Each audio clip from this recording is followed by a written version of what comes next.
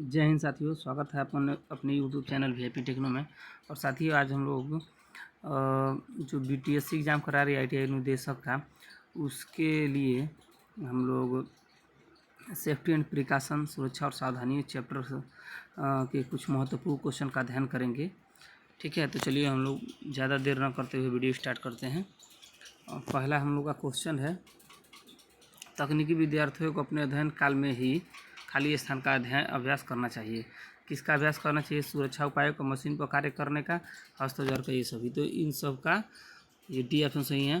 तकनीकी विद्यार्थियों को अपने अध्ययन काल में ही इन सब का अभ्यास करना चाहिए। ठीक है, चलिए नेक्स्ट क्वेश्चन है 2 नंबर का, कि निम्न में से कौन सा चेतावनी निर्देश नहीं है? तो आँखों की सुरक्षा करना, प्राथमिक चिकित्सा उपलब्ध, रेसिप्रोकेटर का प्रयोग और विस्फोटक होने खतरा। तो देखिए प्राथमिक चिकित्सा उपलब्ध, ये बी ऑप्शन जो है ये चेतावनी चिन्ह नहीं है, तो आपका ये बी ऑप्शन सही है। ठीक है, चलिए 3 नंबर का क्वेश्चन है आपका। 3 नंबर क्वेश्चन है, निम्न में से कौन सा कथन सही है? इसमें आपको सही कथन बताना है। चलती मशीन के गियर बदलना चाहिए, नहीं, ये सही नहीं है। बी है आपका, जाप पर किसी प्रकार का कठिन रूप प्रयोग कर लेना चाहिए। ठीक है, जाप पर कौन सा कथन सही नहीं है? और सी है आपका, हेक्सा में ब्लेड ढीला होना चाहिए। और डी, मशीन टेबल पर हैमरिंग नहीं करनी चाहिए। तो ये पूछ रहा है आपका कौन सा सही नहीं है, सही कौन सा कथन सही है। ठीक है, तो चलती मशीन की गियर नहीं बदलना चाहिए, गलत है। जाप पर किसी प्रकार का कठिन टूल प्रयोग कर लेना चाहिए, ये गलत है। ठीक है, हेक्सा में ब्लेड ढीला होना चाहिए, ये भी गलत है, ढीला नहीं होना चाहिए। मशीन की टेबल पर हैमरिंग नहीं करनी चाहिए, ये कथन सही है। मशीन टेबल पर हैमरिंग नहीं करनी चाहिए। 4 नंबर क्वेश्चन है आपका। 4 नंबर क्वेश्चन है, चलती मशीन पर निम्न से किसके द्वारा जाप नट को चढ़ाने की कोशिश नहीं करनी चाहिए? अब देखिए क्वेश्चन को ध्यान से पढ़ना है। कह रहा चलती मशीन पर निम्न से किसके द्वारा जाप पर नट को चढ़ाने की कोशिश नहीं करनी चाहिए? स्पैनर द्वारा और पाइप रिंच होता है, ए और बी दोनों दिया है, तो ज़्यादातर लड़के ए और बी दोनों दिए, लेकिन ये क्वेश्चन क्या कह रहा है? चलती मशीन पर।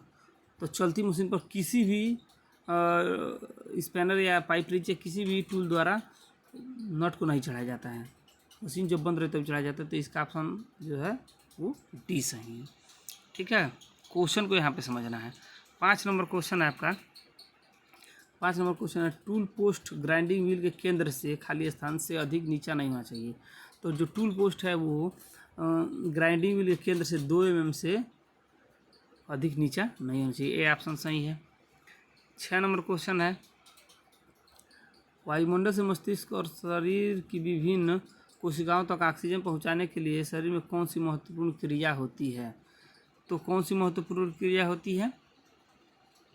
तो श्वसन क्रिया होती है और रक्त परिसंचरण क्रिया होती है। इसका सी ऑप्शन सही है, ए और बी दोनों। नेक्स्ट हम लोग देखेंगे, आंतरिक रक्तस्राव होने का निम्न में से कौन सा कारण नहीं है? आंतरिक रक्तस्राव किस कारण नहीं होता है? तो देखो, किसी आंतरिक हड्डी का टूट जाना, इससे होता है। फेफड़े और गुर्दों से रक्तस्राव, ये भी है। किसी अंग का कट जाना, विकृत यकृत या तीली से रक्तस्राव, ये भी है। यानी कि ये पूछ रहा है कि रक्तस्राव होने का निम्न से कौन सा कारण नहीं है? आंतरिक रक्तस्राव। तो ये आंतरिक रक्तस्राव, किसी अंग का कट जाने, इससे बाह्य रक्तस्राव होता है, आंतरिक रक्तस्राव नहीं होता है, तो इसका सी ऑप्शन सही है। ठीक है, 8 नंबर क्वेश्चन, एक वयस्क के शरीर में आम तौर पर खाली स्थान कितना रक्त होता है? तो 8 लीटर, 10 लीटर, 6 लीटर, 12 लीटर। तो एक वयस्क व्यक्ति के शरीर पर आमतौर पर 6 लीटर खून होता है, सी ऑप्शन इसका सही है। चलिए 9 नंबर हम लोग क्वेश्चन देखते हैं, कृत्रिम श्वास देने के लिए सर्वप्रथम खाली स्थान को साफ करना चाहिए। तो किसको साफ, कृत्रिम श्वास देने के लिए सर्वप्रथम किसको साफ करना चाहिए? तो इसका डी ऑप्शन सही है, श्वास नली को साफ करना चाहिए। सर्वप्रथम श्वास नली को साफ करना चाहिए कृत्रिम श्वास देने के लिए। ठीक है, नेक्स्ट है, सिर की चोट को छोड़कर यदि किसी अन्य कारणों से रक्तस्राव बहता है तो रक्त रोकने के लिए क्या उपाय करना चाहिए? कौन सा उपाय करना चाहिए? अगर सिर में चोट लगी नहीं चोट लगी है, किसी अन्य कारण से चोट लग रहा है, यदि रक्तस्राव हो रहा है, तो नाक पर अंगुलियों से दबाना चाहिए, रोगी को बैठा देना चाहिए, रोगी को शांत और स्थिर अवस्था में रखना चाहिए। उपरोक्त सभी, तो इसका उपरोक्त सभी, ये सभी उपाय करने चाहिए अगर सिर को छोड़कर कहीं अन्य शरीर के अंग पर चोट लगी है और रक्तस्राव हो रहा है तो। ठीक है, चलिए 11 नंबर आपका क्वेश्चन है,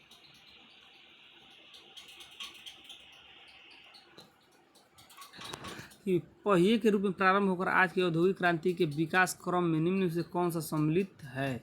तो पहिए से शुरू हुआ जो क्रम और आज औद्योगिक क्रांति के विकास के क्रम में है वो क्या है।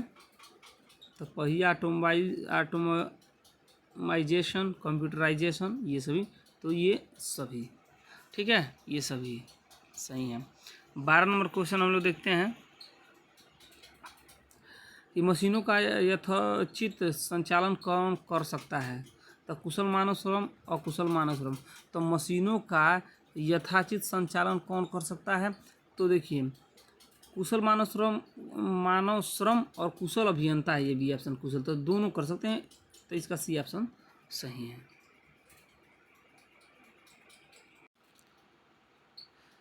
अब 13 नंबर क्वेश्चन है, अनियंत्रित व दुखद परिणाम वाली अनजाने में हुई दुर्घटना को क्या कहते हैं।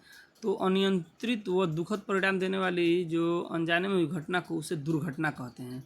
ठीक है, इसका ए ऑप्शन सही है।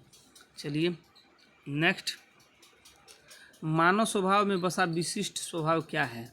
तो मानव स्वभाव में जो बसा विशिष्ट स्वभाव, मनुष्य का जो विशिष्ट स्वभाव होता है वो होता है जिज्ञासा, ये ऑप्शन सही है। और अगला है, संपूर्ण जानकारी के अभाव में किसी मशीन का परिणाम क्या हो सकता है। तो क्या हो सकता है, अगर आपको संपूर्ण जानकारी नहीं है और किसी मशीन पर आप कार्य करते हैं तो उस सिचुएशन में आपको बी ऑप्शन सही है, दुर्घटना हो सकती है। ठीक है, और 16 नंबर आपका क्वेश्चन है, कार्बोनेशियल आग से बचाव का साधन निम्न में से कौन सा है। तो कार्बोनेशियल आग से बचाव के लिए आप पानी, रेत, मिट्टी, ये सभी यूज कर सकते हैं, तो इसका बी ऑप्शन सही है, ये सभी। 17 नंबर क्वेश्चन है, बेसिक लाइफ स्पार्ट में निम्नलिखित प्रक्रिया निम्न में से कौन सी है। तो ए है वायुमार्ग साफ करना, बी सांस पुनः चालू करना, सी दिल में धड़कन पुनः चालू करना, डी उपरोक्त सभी, तो इसका होगा उपरोक्त सभी। ये सभी क्रियाएं की जाती है बेसिक लाइफ स्पार्ट में। चलिए 18 नंबर क्वेश्चन है आपका, 18 नंबर क्वेश्चन है, निम्न से कौन सी घटना दुर्घटना नहीं है। तो ये हाथ से हथौड़ा छूटकर सामने व्यक्ति को लगा, तो ये तो दुर्घटना है। अचानक हेक्सा ब्लेड टूटने से उंगलियों में चोट लगना, ये भी है।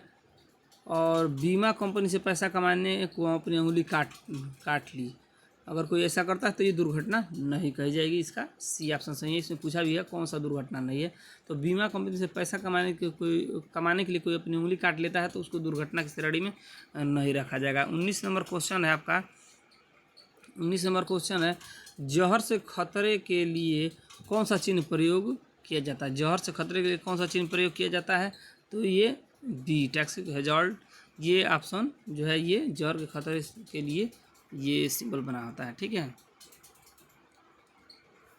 और आपका 20 नंबर क्वेश्चन है, 20 नंबर, निम्न से कौन सा दुर्घटना का कारण नहीं है। कार्य में रुचि न होना, ये दुर्घटना का कारण है।